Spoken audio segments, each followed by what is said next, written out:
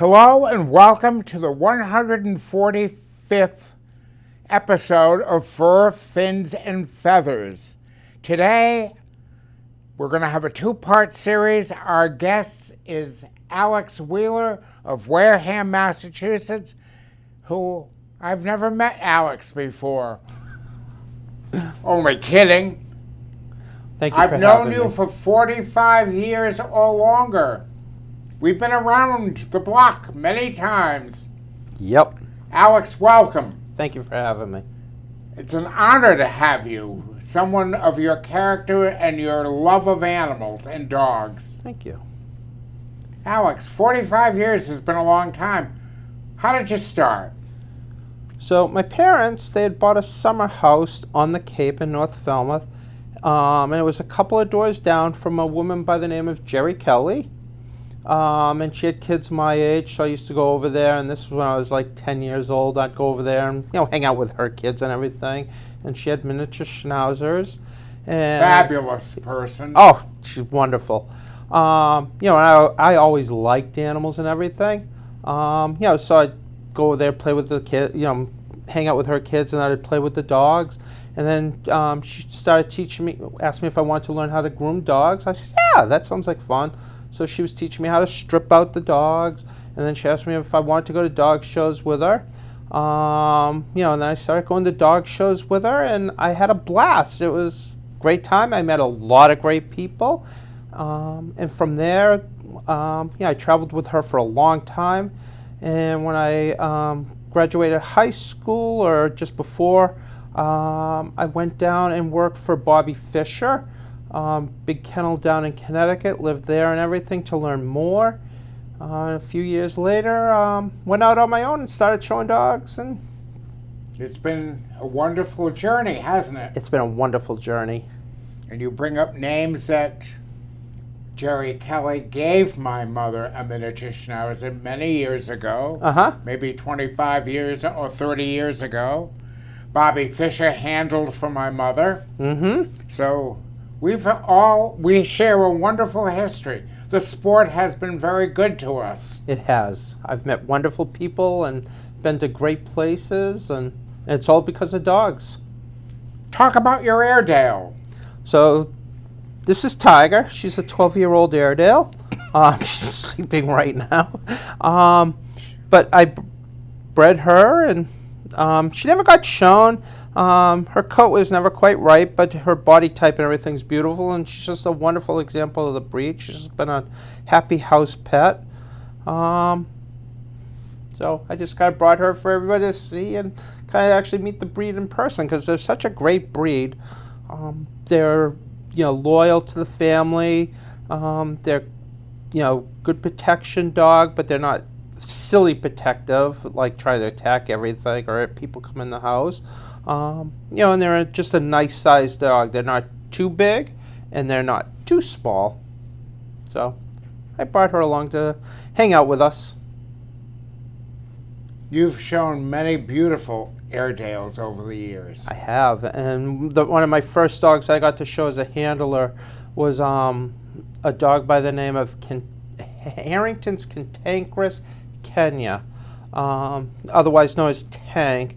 5-time national specialty winner, multiple best in shows.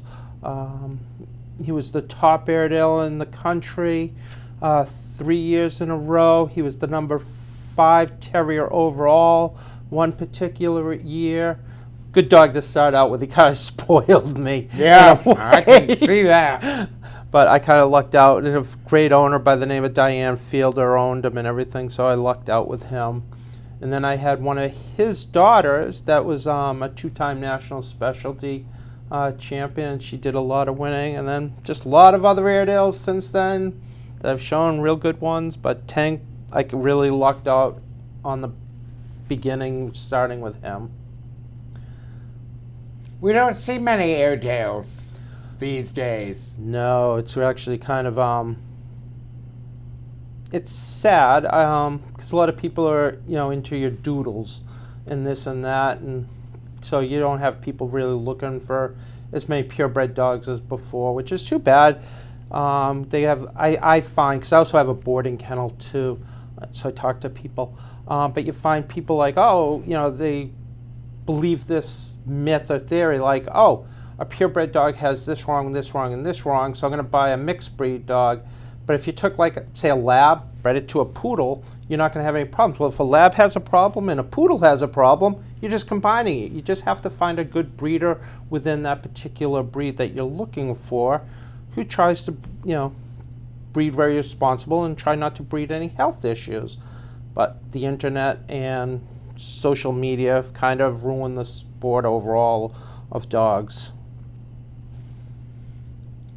Ironically, a couple of days ago, a man came up to me, a couple rather, man and a woman. We're looking for a Labradoodle.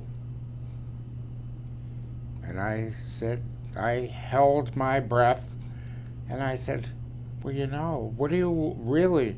Oh, we want a Labradoodle, but we can't find one. We've gone to a couple of kennels, and they don't seem to have a consistent look. One's big, the mother's big, and the father's small. And I said, you need to do some further research and find some breeds, go to a dog show, and talk to people, and you will find a well-bred, genetically sound dog. Yep. Well, it's kind of funny you bring that up. I mean, because the Kennel Club is a record keeper, so to speak, and I don't want to speak out of turn with the Kennel Club, but generally they keep records of everything. But every breed throughout history, or written history, was bred for a particular reason, and the people that had those dogs bred them for hunting. Let's just say greyhounds. Greyhounds were bred for hunting in the desert and everything, so they were bred very specific for hunting within the desert, because they have like a hair-like foot, so when they're running they can push off into the sand and this and that. So in the standard, and here, this is the book of standards from the Kennel Club, if you understand what the breed was for and what they were supposed to be, you can find wonderful dogs. A herding dog isn't going to be necessarily a great dog for somebody that's by themselves in their house, because the herding dog wants to work and they herd them up and everything. But if you go through, if you kind of like looking for something very specific, you can find it within the standard too. Like on Airedales, the Airedale standard says they should be 23 inches tall at the shoulder being the top right there. So sometimes you hear people saying, oh, I want an Oorang Airedale. It's a bigger Airedale. Well, the Kennel Club, there's no breed recognized by the Kennel Club as an Oorang Airedale. It's kind of like something that got carried away back in the 40s and took on a life of its own, unfortunately. But if you read the standard and understand things, then you should be able to find a decent dog within that. Another person came up to me and said, I want a silver Labrador. Can you help me find one? I said, no, because I said the Labradors are in three distinct colors. I said, he said, but this person said they bought a silver Labrador. And I said, okay. Probably crossbred with a Weimaraner. Exactly. That's what I said to him. I said it was crossbred with a Weimaraner. And he said to me, oh, I don't think so. And I said, okay. I said, but go back and look and speak to a reputable breeder. Yep. And if you go to like the AKC's website, they have breeders there. And if you go, like say you want a lab, go to the Labrador Club of America or the Airedale Terrier Club of America. Because they sort people out, and they only take good members and everything, and you can find a good breeder there for whatever breed you're looking for. Now, the Airedale, is the regional club, do you still have an Airedale regional club? Yep, it's the New England Airedale Terrier Club. The president is Tom Dilworth out in Connecticut, right by the Mass line, and Jen Foot's the vice president. And they they're doing a good job trying to get the club revamped and everything and do things. And Our Kerry Blue clubs many of them have folded. yeah, it's unfortunate. But some clubs are, they're doing well and they're trying to kind of revamp themselves into doing different things. Like my daughter, she shows Airedales, but she also does like scent work with a couple of our dogs, where they go into a room and they'll track things or find things. She also does a new up-and-coming sport. You have Fast Cat and what's the other one I'm thinking of? But Fast Cat is basically you run a straight line. They time how fast the dogs go, and the other one is they kind of do a course chasing something. And there's lots of opportunities for people to get out there and do things other than playing on their phone. Exactly. There are many different sports, like even agility is really becoming popular. Yep, and dock diving. Dock diving. That's wild to watch. I was down in Florida, and I was set up actually next to the dock diving pool down there for the AKC show in December. And I'm watching this, and I was talking to one of the guys there. I said, because the pool's like 40 feet long that they jump into. I went to one of those, and I was amazed. How far some of it. I said to the guy, I said, what's the farthest you've had a dog jump? He said he had a whippet that jumped clear across the pool into the rubber mat. It's like these dogs, and they love it. These dogs love jumping into the water, having fun, and so a lot of interesting stuff with dogs. Not to just stay home and do nothing. Exactly. Get out there with your dog and have fun. Exactly. Have you done any work with therapy dogs? Personally, no. But my daughter has been training one of our puppies to be a therapy dog, to kind of go into nursing homes and stuff. To sit, stay, kind of be like Tiger is right now. To meet old people in the nursing homes because. We're all getting up there. Yeah, unfortunately. But, the people in the nursing homes and that, they like seeing pet. They love it. They love it. It's like... we only have a cat now, but I have had people have called, and we've gotten we had a group at Wampanoag, we've had a couple in Rhode Island, and have come to nursing homes, and these people get so much out of it. They do. It's amazing. The stories they were able to tell, and maybe many of them have dementia. Yep, But when they start thinking about their dogs, their past experiences, they blossom. Yep, I've witnessed it too. With some older friends that are unfortunately in that stage of their life. You bring a dog to them, and it's like, I'm not going to mention names, but we have a common friend. And he's unfortunately going through it. And he had Scotties back in the day. You bring him a dog, and it's just you can see him light up. And he talks about the old days with the Scotties and everything, and cheers him right up. They get so much out of it. Mm-hmm. It's become a very meaningful experience for them. Yep.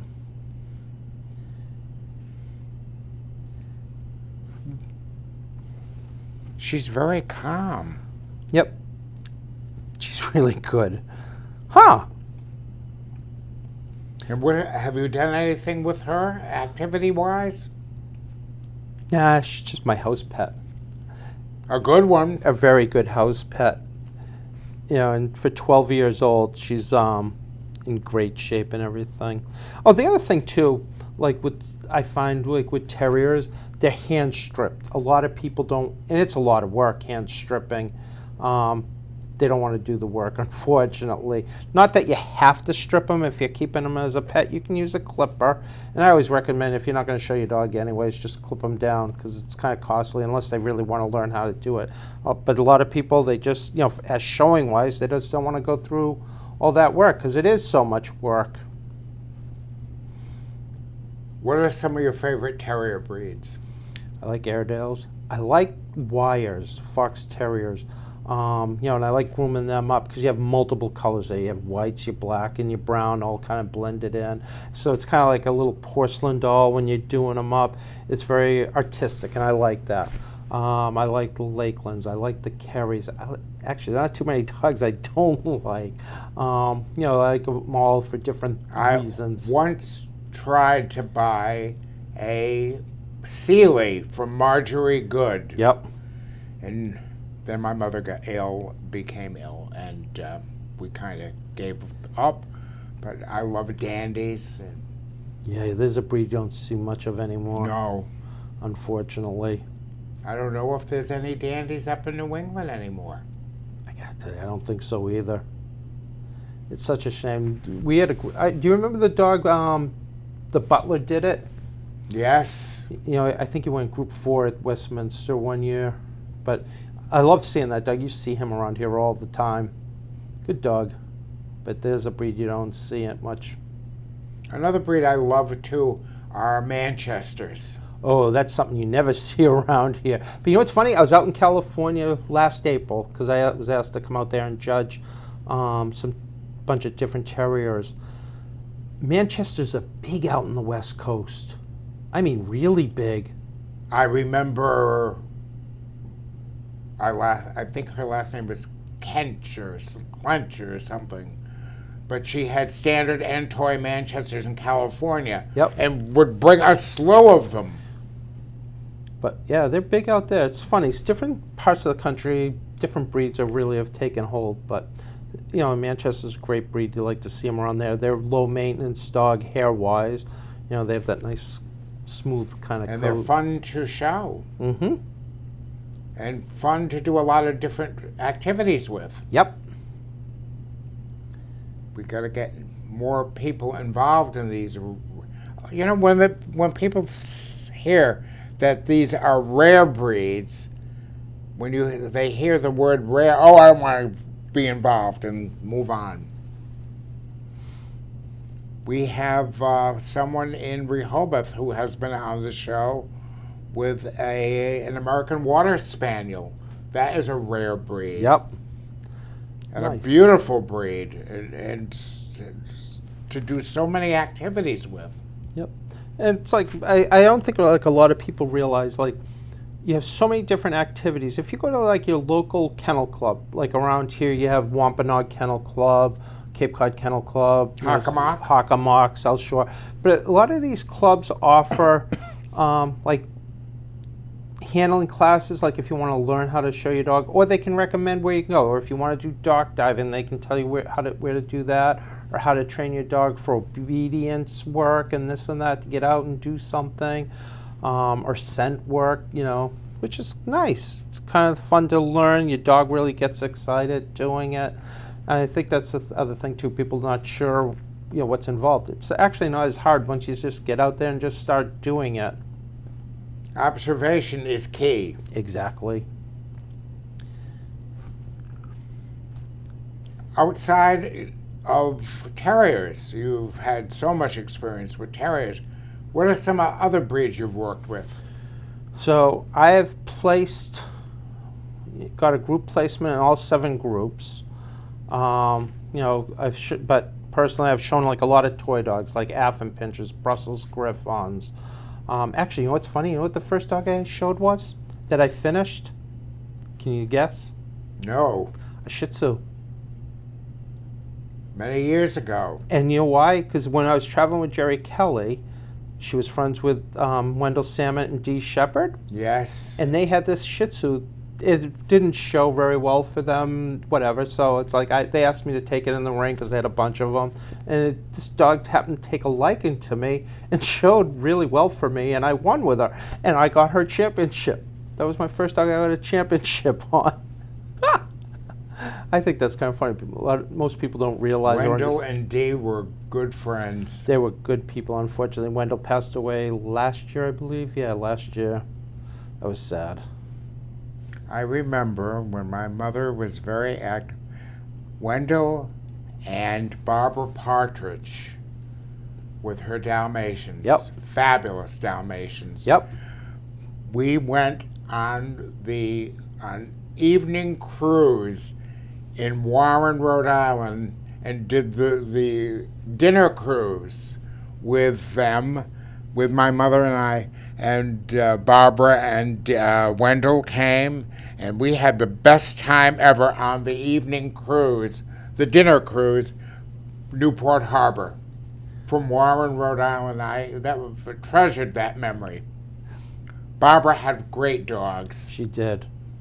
And she was so friendly and so like Wendell was. Yep. They were willing to spend time to mentor people. Mm-hmm. Yep, they were good at it. She was very good at it, too. I miss them. I miss all those people. We've had many good friends over the years. We have. So some other breeds. You said all 7 groups. So, giant schnauzers, okay? That's in the working group. Showed a giant schnauzer, a lot of giant schnauzers. Got group placements with a couple of them. Standard schnauzers. Another wonderful breed. Yep. So a lot of people might not know this. So you have the mini schnauzer, and they're in different groups. The mini schnauzer's in the terrier group, as you know. The standard schnauzer and the giant schnauzer, they're in the working group because they're working-based dogs. And the standard schnauzer is kind of like the in-between between the giant and the mini. If the mini's too small for you and the giant's too big, get the standard. And they're wonderful dogs. Let's see, I've got a group placement with a Weimaraner. That was kind of fun. I got a group placement in the herding group with a Corgi. Love Corgis, both varieties. Yep.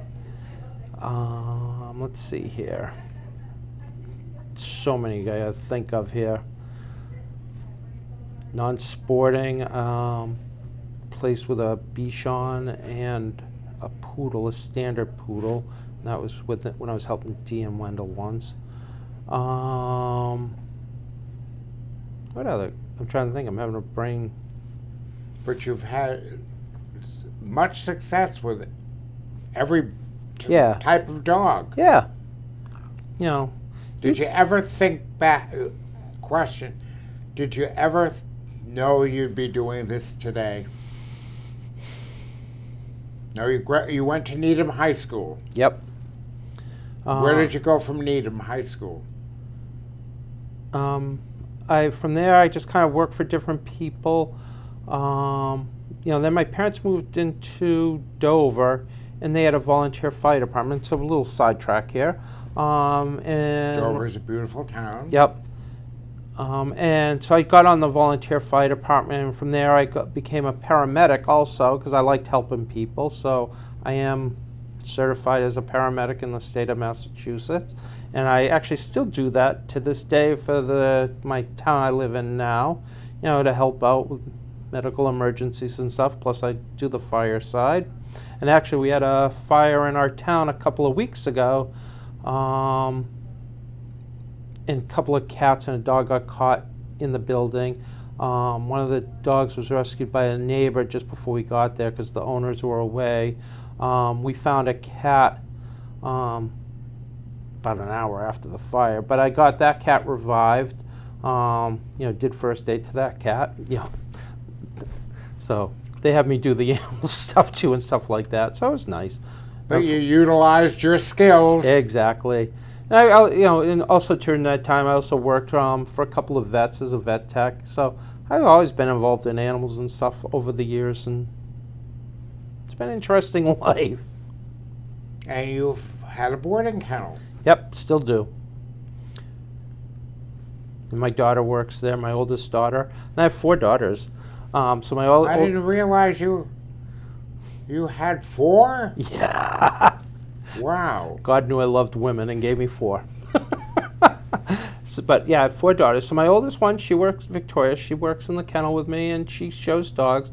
My next daughter, she works at the Dartmouth Humane Society there. My number 3 daughter, she's probably the only one not involved in animals other than she has like our house cat. She just actually graduated from Syracuse up there for engineering. And she played hockey up there too. They just won the national championship, so that's kind of cool. And then my youngest daughter, she actually works at the Dartmouth Humane Society too. Another great place. Yep. I should have them come on the show sometime. They would like it, especially Catherine. Huh. So, a very full life. What is the lifespan of an Airedale? So, the average lifespan is 12 to 15. So, right in that range. You know, the better you take care of your dogs, the longer they live. You feed them right, feed them good food. Kind of like people too. You know, you eat the right things, you get plenty of exercise. They'll lead a good, healthy life right up until, 12, 15 years of age. And she is in good condition. Yep. And she's very active at the house. Huh. She's just relaxing now, but she's very active. Yep. Very active at the house. And she's still a good watchdog and everything. She'll look out the window. She doesn't like the FedEx guy or the UPS truck coming up the driveway. Huh. She says, oh, there's a stranger here. Do you still do a lot of grooming? Oh, God, yeah. Yep. A lot of grooming. And it's funny, we get a lot of we got people that come from Provincetown, people from Rhode Island. We get a lot of people from Boston that come out to us for grooming and boarding. So I was in Provincetown last week, bringing my brother down there for his book to meet with a bookstore, and I was amazed at the number of dogs that were walking on Commercial Street. I thought I was at a dog show. It's funny, I actually have an Airedale puppy out there. The building inspector got a puppy from me. So, yeah, we keep very busy with the dogs and the kennel and everything and grooming. So, coming on my show here. Yeah. It's been absolutely wonderful. I never, when I started this many years ago, that we would have reached 145. I'm sorry. Let me put that on silent. My bad. It happens. It's like going to church. Yeah. So we hear that in church all the time. Don't worry about it.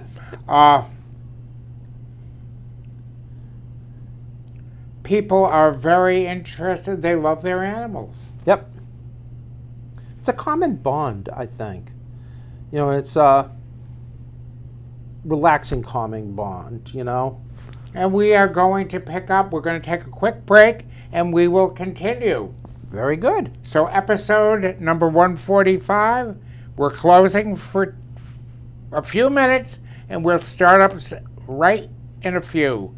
Okay, thank you very much. It was great to see you, Alex. Thank you. And we'll see you in about 5 minutes. Okay.